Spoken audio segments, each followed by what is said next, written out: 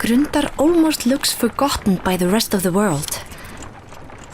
Maybe those who live here have forgotten the rest of us too. Not a bad strategy considering how things have been going in the rest of the world. In a field just outside of Grundar, the caravan spots several creatures you assumed were myth. I don't believe it. Are those? 2 Horseborn hold simple bronze weapons and stand guard over a few others who look wounded, unable to rise. The size of the caravan makes them nervous. I have to get a closer look. Me too. The 2 of you advance 100 yards, showing every sign of respect and peace. A number of clansmen push closer too. The male Horseborn stomps a hoof repeatedly, the female, tail whipping, brandishes a javelin. Yep, those are horse people.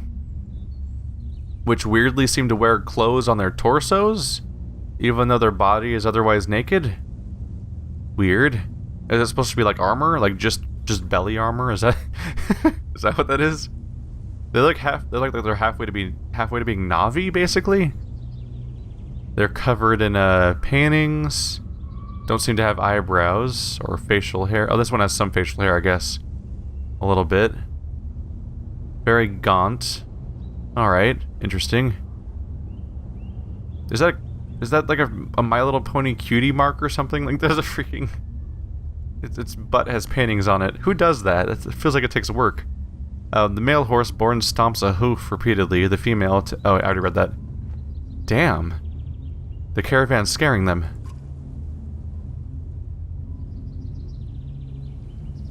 Everyone move back. Your sudden shout spooks the female Horseborn. She throws the javelin, which pins the ground near your feet. Several archers fire, but their shots are wide. Oh, god damn it. Well, that was a mistake. Hold! No more arrows! The male says something in what sounds like a long stream of consonants. The female lowers her second javelin. Well, at least some of us are trying to not attack each other. We just want to help. The male's tail swishes. You. Help. His voice sounds strained, and his mouth moves uncomfortably around the foreign words. Yes. Help. Oddleif steps aside as you wave Avon for help. The female looks agitated. She speaks in their strange way. The male responds to her, then turns to you. Help. Ro Ek and others. I'll try. This is certainly a first. The standing Horseborn step aside, allowing Avon to approach the wounded fighters. Well, that's convenient. Hey, we have a healer, they got wounded. That's a good start to any cultural relationships. With Avon and Juno tending the wounded, Roak and the Horseborn, the caravan settles down outside the scant town of Grundar. It appears the town is enjoying a small festival. Quite a few clansmen go over the hill to enjoy the sights and sounds, but soon return looking disappointed. They called us outsiders, a woman said. They don't want us interrupting their wheat harvesting festival, but the merchants don't seem to mind trading. The clansmen soon shrug it off and take renewed interest in the Horseborn, some in awe, others in disgust. So it's a town of humans, right? Is it a town of humans that just have nearby Horseborn by coincidence, I assume? Because they're like a wheat harvest and so on. I would assume that there's humans here and the Horseborn are just around because the Horseborn know, well, I was going to say English, but there's no England in this universe, but they speak the same language as the main characters, which would make me think that there's a human settlement and that this is all a human settlement and that the Horseborn can speak the language from interacting with this group, but are jumpy about the caravan. Interesting. Got a whole group of people to talk to. Want to talk about the fact that your brother took off? Hogan? I think it's Hogan, right? The blonde axeman, one of the 2 twins from a small village near Skoger, is chopping into a fallen tree for no apparent reason. His swings look dangerous. Hogan? Everything okay? He glares at you. Where's your brother, Mogan? He left with the ravens. Wondering if I should have done the same. Why is that? I followed your father a long way, and now you. And for what? My brother's gone. My wife and children are frightened of everything around them, including me. I tell them this constant fighting is only for a time, but it's changing me. I see it in their eyes, in my own reflection. I thought I was doing it to protect them, but if they think I'm a monster, what's the point? What's the point? Well, first of all, they'd still be alive, so even if they're afraid of you, you get to keep them alive. That's kind of a point, right? The whole point is that there's an afterwards if you succeed. And if you don't succeed, there's not an afterwards.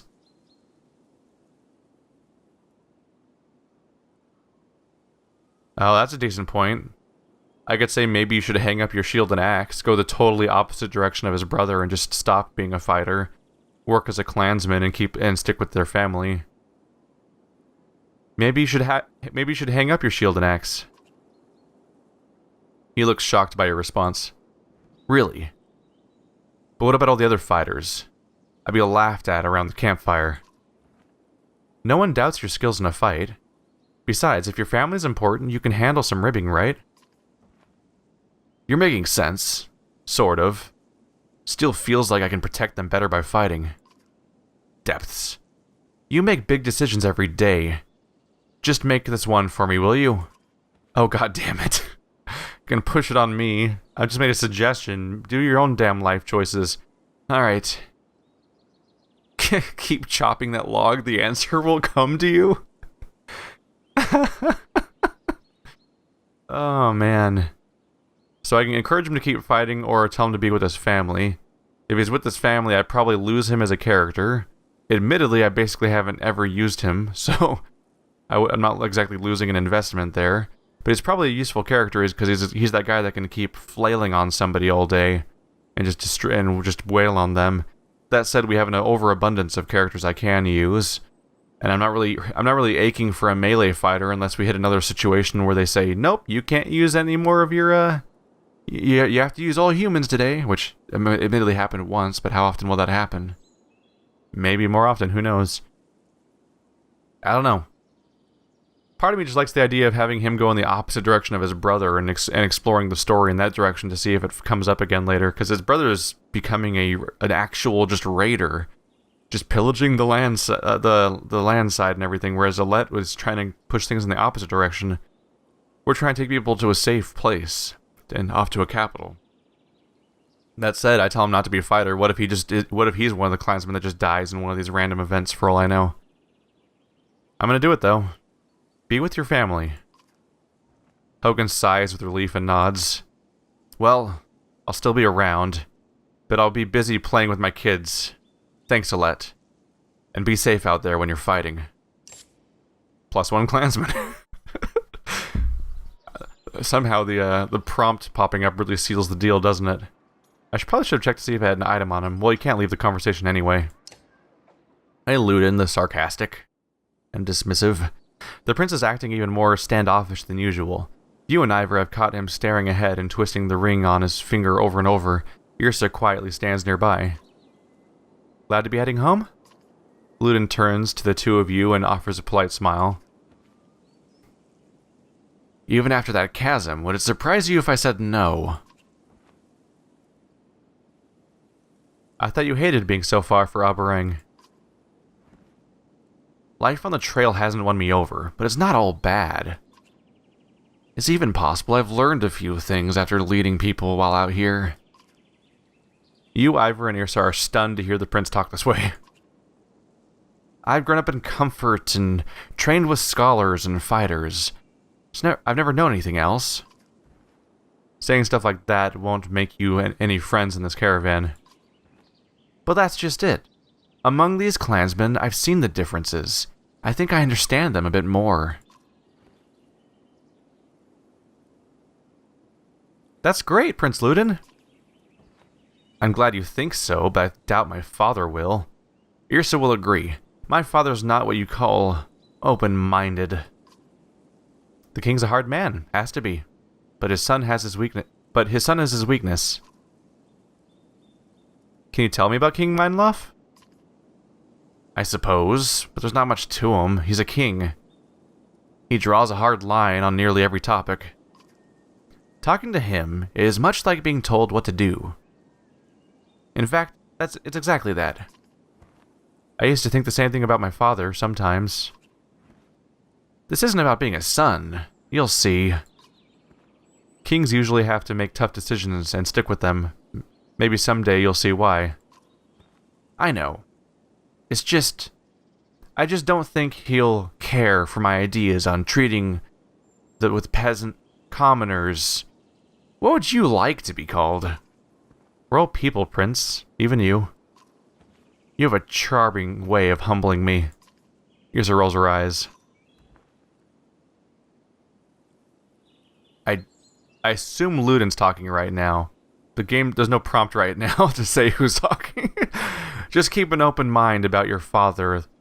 Wait, no, is that? No, that it's Alette talking, yeah.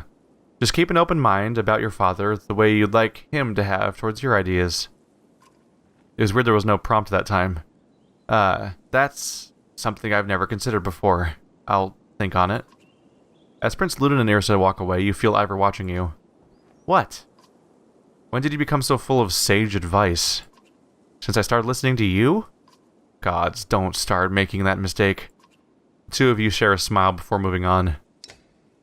Oh no, we're getting along so great. One of us is gonna die, huh?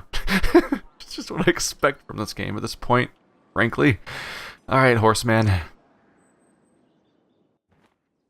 Thank. You glance at Ubin, who snorts and smiles. Scat hacks? Scat hawks? I don't even know, man. Scat hawk's thanking you for helping his friend Roek. Dredge's the other one, but she's not in a talking with Varl and humans mood. You're welcome. I'd like you to meet Hakon. Scat hack's tail swats his flanks, and he bows his head towards Hakon. Varl, mans. Same herd? No, but we're no longer enemies. I haven't seen a Horseborn in centuries. Last they knew, humans and Varl were at each other's throats. What happened in Roek? Roek, brave fighter, protect food. Hit many times. Hit? Who was attacking? Scathawks, I can't get around this name or even remember 2 times in a row how I said it before. Scathawk says many things in his other language. Oh, great, that's useful. Chuga Kante. His eyes go wide and he stomps the ground before pointing west. You look at Ubin. I don't have a clue, but clearly not a friend. What, was it the people here in Grundar? Scathawk looks like where Hakon is pointing. He shakes his head and points west again. The Varl king eyes Scathawk suspiciously. How do you know our language? Scathawk just stares at you. You talk like us. Where did you learn? Heard little trade with mans in mud. I think he means our bog friends, the Cragsmen. What brings you so far north? Scathawk looks confused by the question, so Ubin shows him the map, pointing to Dalalond and Grundar. Food. Our plains. Break. Oh. So there's a ravine there, too. That's important to know. Oh, is that the sound that he made? The word that he described, where people got hurt? And he said a word we didn't understand? I thought it was an enemy, but it sounds like there's just a giant ravine in that direction. So we should probably should know that, so we choose our path appropriately. Hakon snorts. Might be justice. Didn't they kill all the horses, Scrivener? His ancestors did, yes. But blaming folks for things that happened hundreds of years before they were alive? You may as well accuse these humans around us for starting the Great Wars.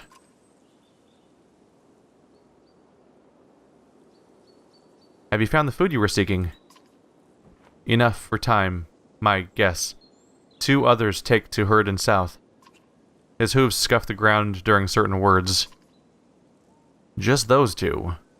What about you and the couple? Scathawk, Roek, Dredge, stay. This herd help. we helped this herd. Thank you. Skedhack nods in a movement that uses most of his upper body. Man, Varl, Horseborn, same herd. Funny. Ubin chuckles and you smile while Hakon shakes his head and walks away. So they're just in our crew now, just like that? That was easy. Do we just have Horseborn now in our crew? Yep. Whoa, 3 of them. Just like that. Okay.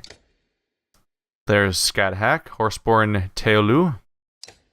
Roek, also. Horseborn Teolu. And Dredge, Horseborn Cantref. Just gotta learn some new words today. They're all started at level 5. Looks like they have more strength than humans do. 15, 14, 13. Pretty standard amounts of armor. Let's see. Decent pools of... Yeah, they can get 10 willpower. Ooh. This one sucks at armor break, but these two can both get 4, which is encouraging. All of them can have 3 exertion.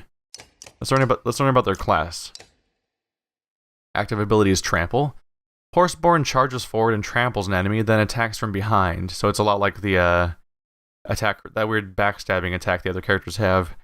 The enemy suffers strength damage during the charge, is subsequently struck for 1 strength per tile the Horseborn moved before the trample. Oh, so if you do it from a distance, you're better off. And is left concussed, suffering 20% on his next attack.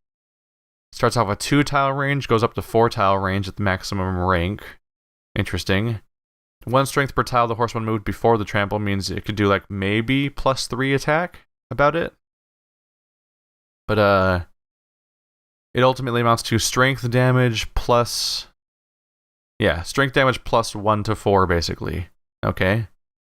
And the concussed is good, the 20% reduction. Passive ability is Hit and Run. Horseborn takes his normal moveset, then can attack or take another action. Huh.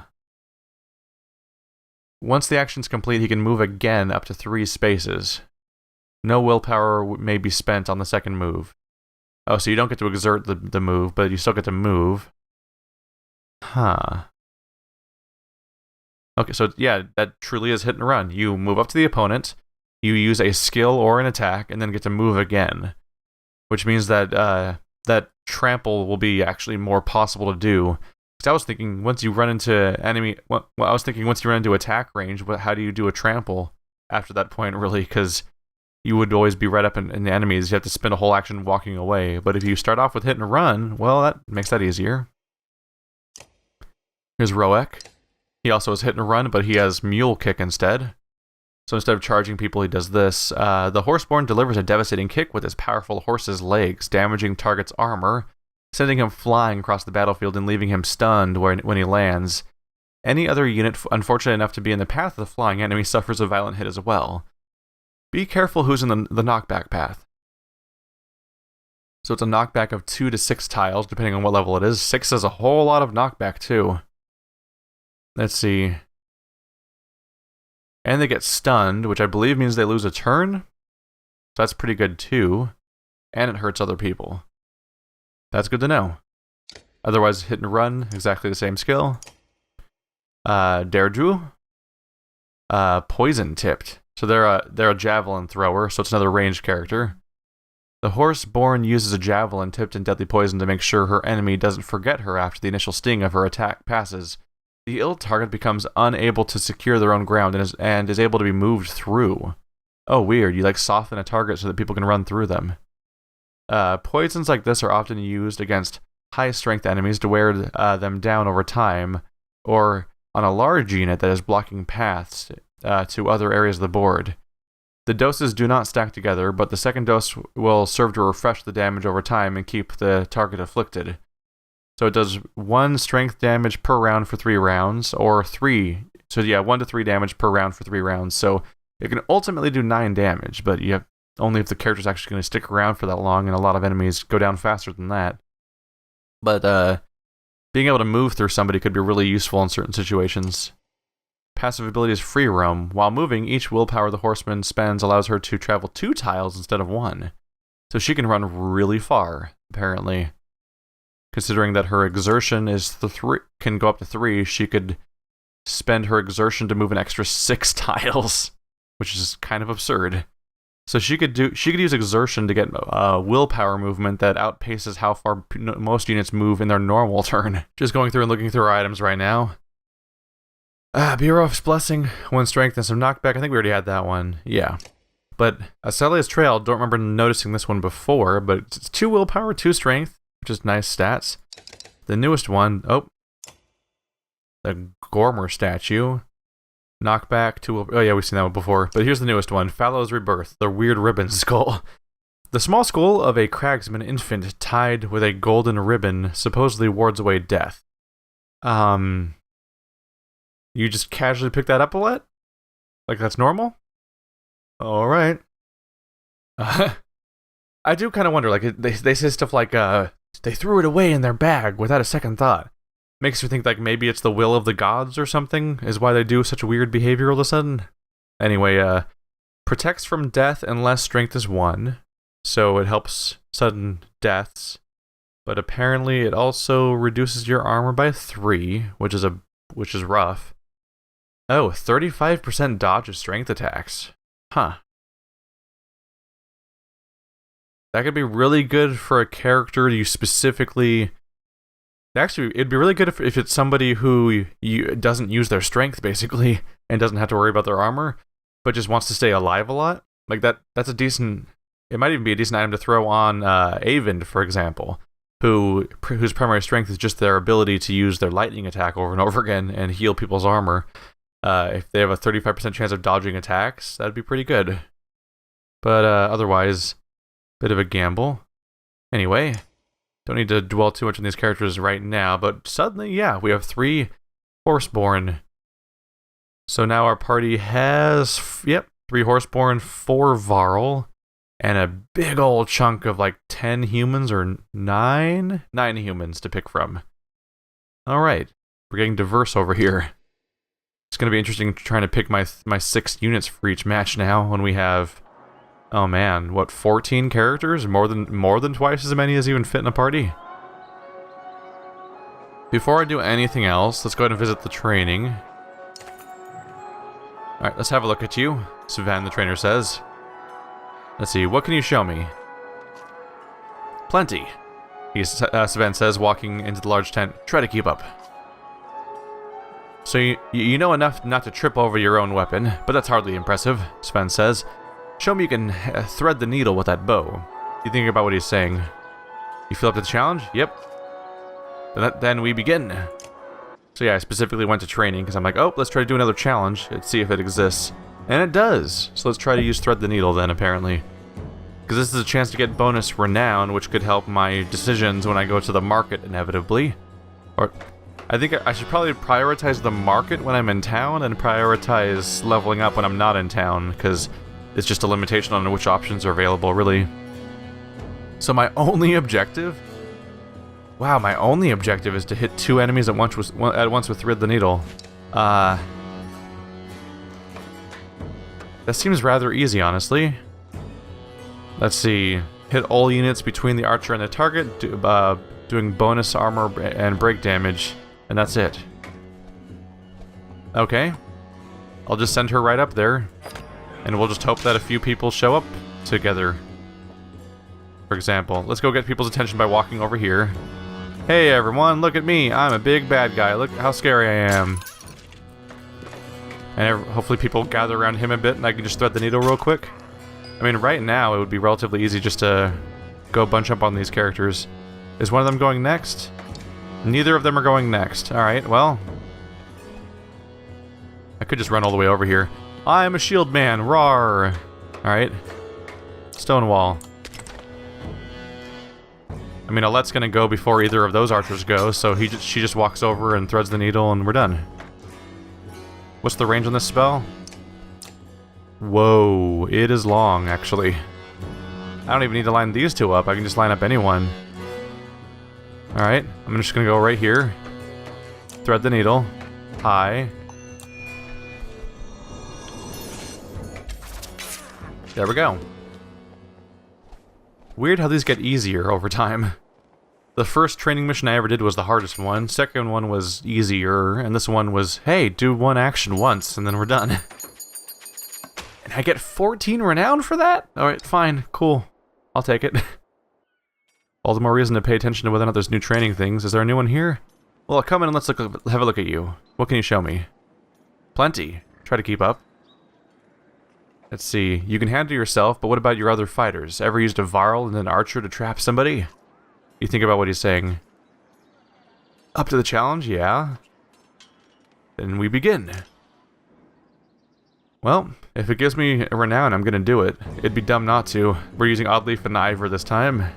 Trying to trap people. Battering ram enemy into rain of arrows. Interesting. I think we're gonna want our characters to be a little far away. Let's have them come towards us. Because I want them to be within range of rain of arrows, but also within range of being battered. So I kind of need my varl to be flanking them, basically. Let's go over, approach them a little bit, but stay to this side, I think. There's an annoying amount of enemies right now.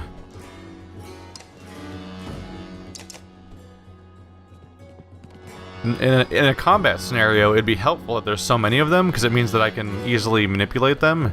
But right now it's kind of awkward just because I can't. It means that they're going to approach very slowly. Alright.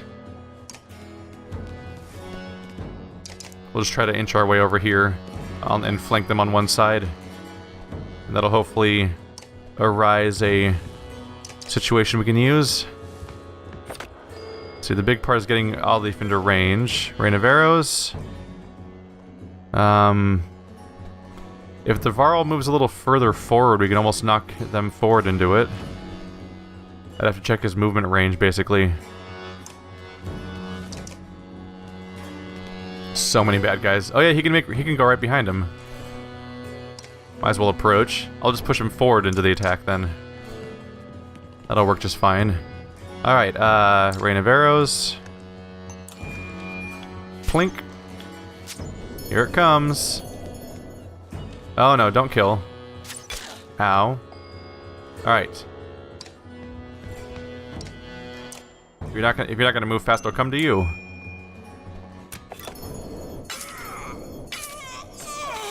Wow, there's some damage. Yeah, that's actually like a trick that I'll probably have to try to use.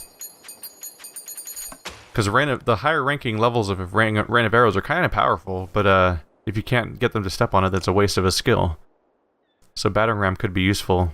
But in a normal combat scenario, they're a little less easy to manipulate. Wow, we have a lot of renown right now. Can you show me? What can you show me? Plenty. Never seen a mender with as much power as this Avend, says Sven. But after watching him a while, bet I can show you how to really benefit from that lightning of his. Okay, I'm ready. Then we begin. Seems dumb to ignore this giant pool of renown just waiting for me here. Alright. Arc lightning a chain of 3 enemies. That could be rough. Let's just put Ivor directly in front of him a bit.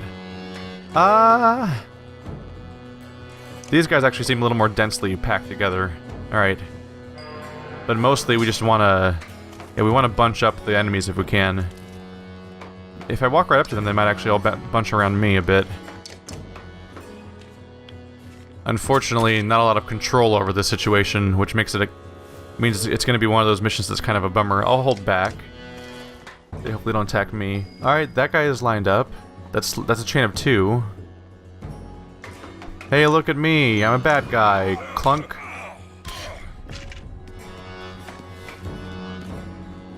Oh, those 2 are lining up a little bit too.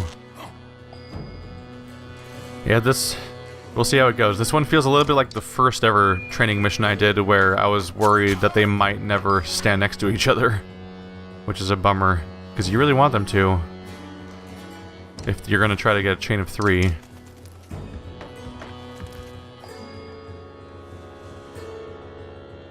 Is the AI just programmed to stand in a line like that? That's 3 times... That's 3 times they've moved to be diagonal now. Huh. Unfortunately, they're only in chains of 2 right now. I can't do much about that. Let's mend Ivor. Just keep his armor up, and we should be good for a while. Oh, just stand slightly closer over there. Ah, so close. So close to getting what I need. Armor break, I guess. I'm not trying to get kills, because the more people are on the board, the more likely they are to maybe get in line the way I want them to. We have a ton of will on this character. Ah, now no one's moving. Maybe if I rearrange myself, people will move a little more. I just need them to move a little bit more diagonal. Alright. I'm trying. Come on, guys, just move around a little bit. Ah, that's not the right spot either.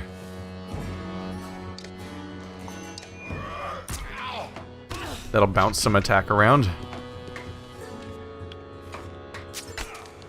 Yeah, now no one's really standing diagonal. It's just these two over here and no one else. And it does say enemies, so I don't think Ivor counts. Oh, well. Now no one is standing diagonal. Yay. I guess I'll just hang out.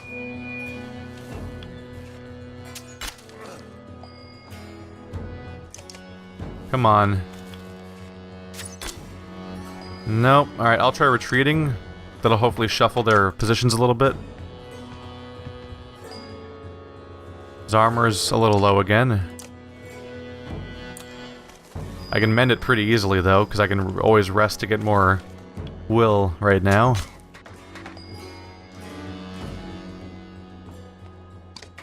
Come on, guys. Just shuffle a little bit. I need you to be diagonal.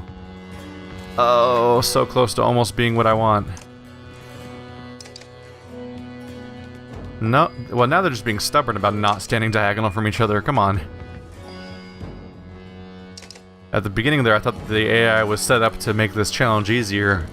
They're just not helping me.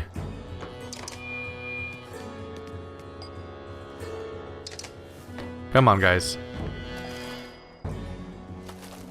Those two are diagonal right now, but this doesn't count as diagonal. He has to be over there. We've learned that the hard way before. So we're still not ready to get the objective, unfortunately. And now they're not diagonal. But these two... Oh, those three are.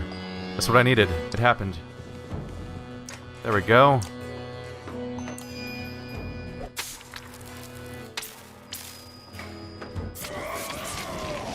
There we go. It all falls into place.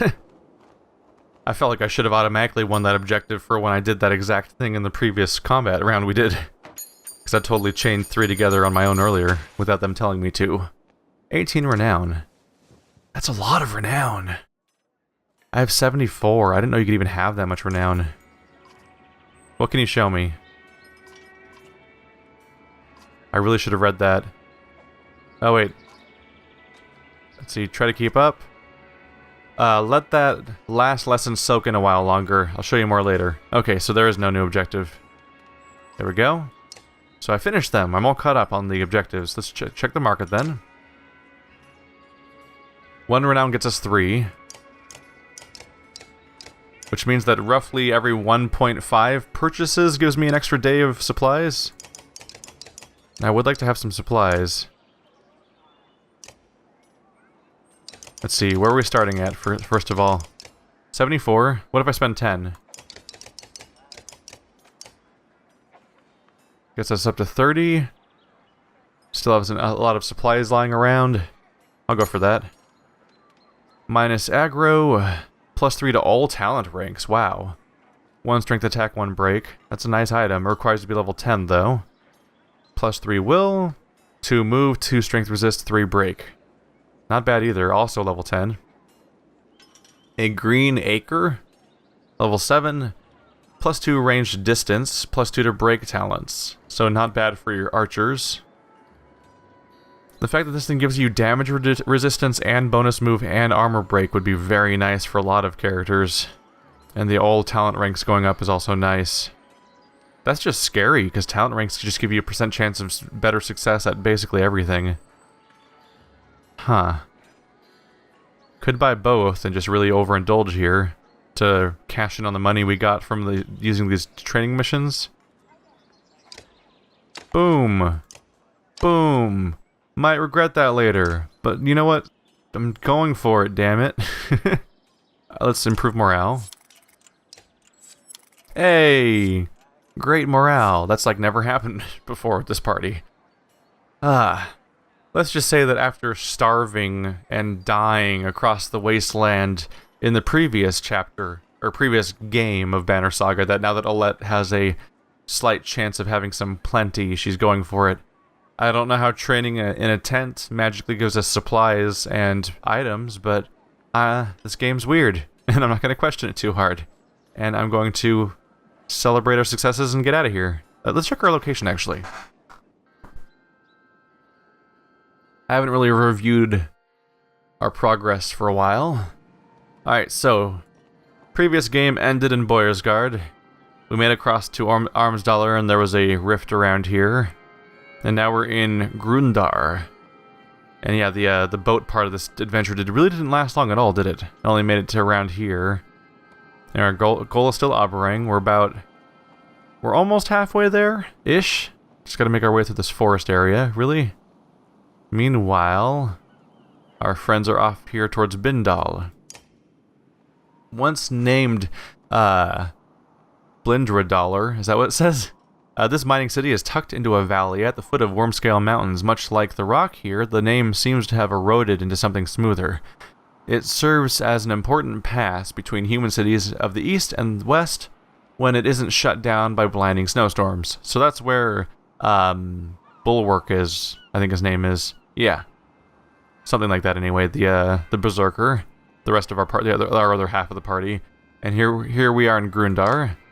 Nobody knows exactly who founded Grundar, though most speculate it was an early Horseborn settlement. Seeing as how it's in the middle of nowhere and close to no other landmarks or valuable terrain, the people here tend fields but walk great distances just to gather water. So it's a small farming settlement that is impractically located. So yeah, that would make sense if it was started by the Horseborn, because they'd get around very quickly, so the distance from useful things would seem less insane to them. And we're mostly sticking to this Eastway Road, I think? I guess we're not. We're down here. The Eastway Road is a little off course, but we'll probably want to make our way there. Lundar, Ettingbecker, Fullwind Hills, Strongland. Alright, the Plains of Slaughter. And none of these locations really reflect the name of the weird word he said, so I think it was a rift, and it was what he was talking about. What are the Plains of Slaughter, though? The early days of the Horseborn are a tragic tale indeed. No tale more so than that of the Plains of Slaughter, where, furious at man's treatment of horses and conflicted emotions about their own relationship to the beasts, stole and slaughtered the horses wholesale in defiance. As time passed, they would deeply regret the decision and withdraw further into Horseborn territories, cutting themselves off from other intelligent races completely. So the Horseborn were furious with how humans treated horses and had issues with the fact that they're kind of weird half-horse creatures of their own and just killed them all, which is freaky. And apparently down here by Dallon must be where all of the Horseborn are now? A land of valleys where the Horseborn withdrew during the Great Wars and now roam in nomadic packs. The warmer lands of the south are as sprawling and empty as they are unexplored. Long ships that have sailed along its coast have found little reason to return. So if that's the human capital and the Horseborn are right there, it's kind of a little bit of a surprise that people like Oddleaf would think that they're just a legend, because it's not some great distance, although I guess people don't move around that much in a world where it's so dangerous. And I guess, to be fair, we started up here. So Oddleaf lived here with Olette and everybody, so this is, for them, it's quite a distance. You wouldn't expect them to see the Horseborn themselves, but you'd think there'd be some word of mouth that makes them less of a weird, impossible legend, at least. Anyway, I think we're good to go. I'll save the remaining renown for potential level ups, and we'll try to get more. Hopefully I'll get the chance to get some level 10s soon, so I can actually use the trinkets I got. We already have people at level 7, so we're on our way. Now that Rorex had a chance to heal, 2 of the Horseborn are headed south to deliver some supplies to their people. What crazy ideas in your head, Scrivener? With the world falling apart around us, there may not be another chance to trek down south.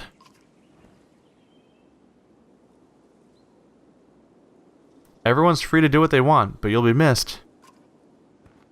Remember that when it comes to dealing with Ruga as well. If he wants to depart, by the gods, let him.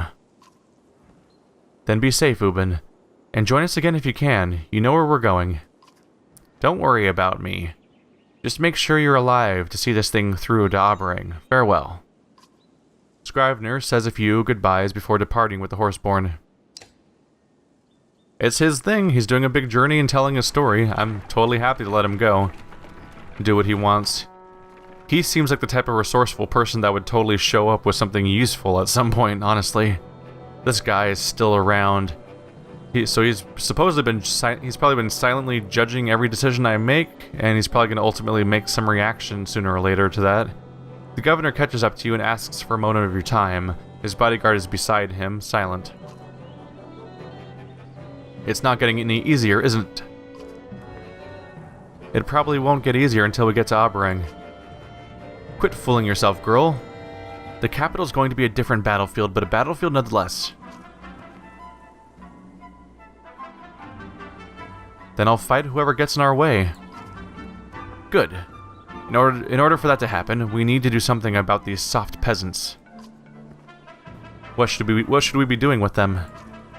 Training fighters, making the decision to leave weak members behind, arrive in Aberang a hardened army. You sound like Bolverk. The Varl knows how to survive and keep others around him alive. That's why I originally hired him. I'll consider what you said. The governor is about to react but calms himself. Get us across this wasteland, and try not picking up any more strays, will you? He sneers in the direction of the Horseborn before leaving you. Oh, come on, the Horseborn are probably super useful. You're just being douchey at this point. Seriously, our group is like... Wow, we have like 300 fighters. Our group is something like 80% fighters at this point, with like one tiny chunk of clansmen. And those clansmen are supposed to help us forage for food, so like they're not useless either. A few of the weavers have been smiling more than usual lately, and now you know why. Aleo leads children out from behind a cart in new costumes. Some have hordes on headbands, while one red-headed girl wears a green cloak like yours. A boy wearing a red cloak is carrying an axe.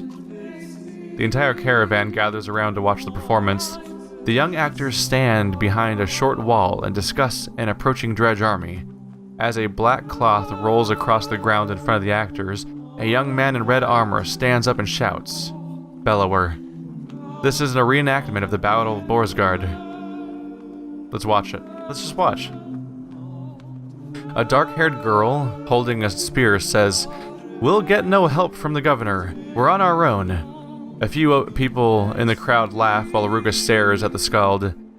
The young Rook, Alette, and Varl run towards the fierce Bellower, attacking and being repelled. Finally, the girl dressed as Juno hands Rook a silver arrow. Rook hugs Alette and shoots the arrow. Bellower roars. Let's watch. Bellower grabs Rook by the throat and growls. You sense heads in the crowd turn towards you when Aleo and a weaver suddenly snap the caravan's banner in front of the scene like a curtain.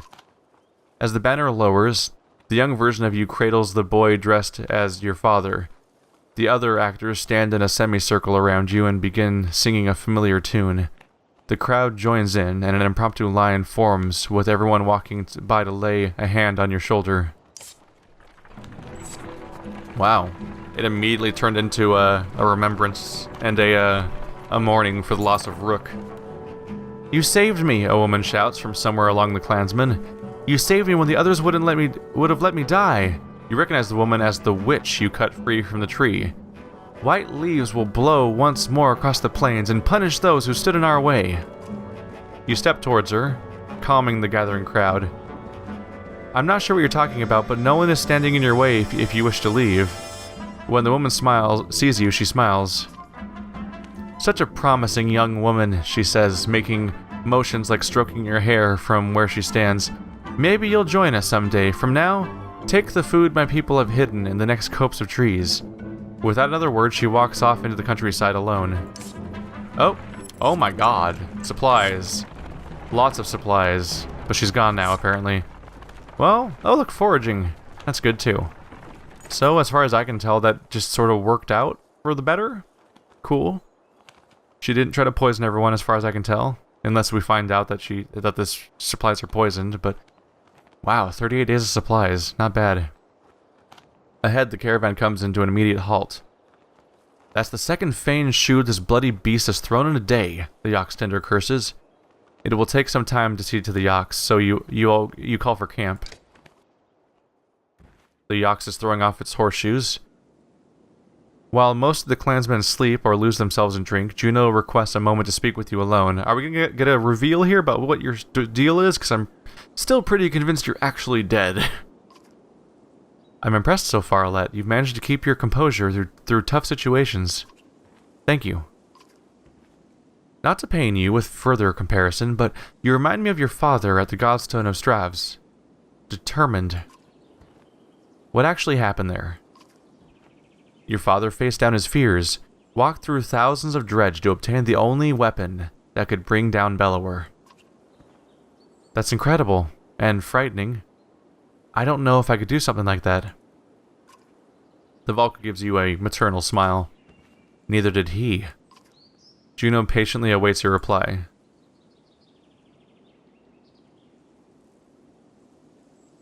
I don't understand how you got involved in all this. At times, I think this is all my fault. At others, I'm not sure I could have stopped it. She sees your wide-eyed expression and attempts to clarify.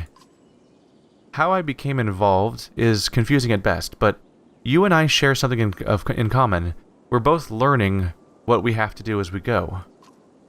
But only the future will tell if my role is villain or hero. Tell me his death meant something. I can't do that.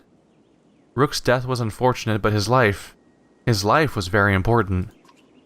The people he brought here from Skogar, including you, and all the others along the way, are being forged into what the future will require. The previous era of peace is over, and one of survival has begun.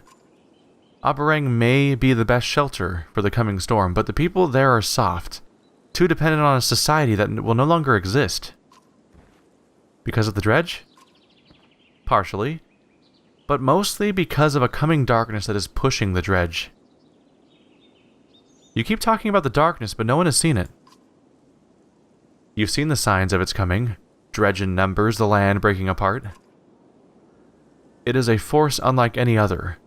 I wish I could say more, but even the Mender Council is ignorant to this. Why me? Couldn't others learn to lead this caravan? The straight answer is yes. Others could do it, but the clansmen chose to follow you under the banner. If you didn't appear worthy, you would be replaced. That doesn't sound like I have much say in the matter. Quite the contrary, your every decision is your say in the matter. You keep all these people alive as best you can, and if they were all from your own clan, as if they were all from your own clan, that is rare and needed. Thank you. I should get back to helping the others. Before you go, there's one thing I must address with you, the serpent. The chasm at Ormsdollar and the tremors in the ground concern me a great deal. Yeah, me too. Should that incredible creature ever resurface, do not attempt to stop it. It would take power unseen in ages to affect the serpent. If you see it, run. Her words chill you as you find yourself nodding to her command. Sweet, we're doomed. Just as I was hoping. I already clicked leave. Double leave. Oh right, we stopped to camp. My mistake. I somehow blanked on the fact that we already left town, very clearly. Scouts report subtle movements around you. We're being followed. Studied, maybe, she says. Can't tell how many. It's like they disappear if you look directly at them. Yeah, let's patrol. We need to keep our people alive. It worked out well last time. You decide to take the offensive and gather some fighters. As the caravan continues forward, your small group makes several laps, checking rock outcroppings and clumps of trees. While you find nothing, you cannot shake the feeling the scout is right. So we're gonna get caught, and I lost some supplies by looking around probably. But we're doing better on supplies than I ever have been. In fact, my supplies could probably take me all the way to Oberang right now without any more. But obviously things could totally steal them from me, like always. You notice the archer Nid because she is standing perfectly still, looking out into the distance. Let me guess. You see more grass. When she turns to you, she's not smiling. Dredge, she says quietly. How is that possible, you ask, knowing better than to doubt her sight. I thought we lost them at the chasm. You make out a dust cloud on the horizon, which means that they can make out one of those they can make out the one produced by the caravan. And it's heading the same direction as you, towards Gundar. The Valko walks to your side and says, I was afraid of this. The cracks in the ground along the Eastway Road. It's like that damn crevice at Sigerholm all over, Hakon says. The Dredge were just pouring out of it. Does that mean they could... Juno finishes your sentence. Appear almost anywhere? Yes. But let's not panic the caravan. Just keep moving. I think we might have a siege at Gundar coming up then. So the Dredge can basically be anywhere, and they're apparently coming out of the ground like they're dark spawn from Dragon Age.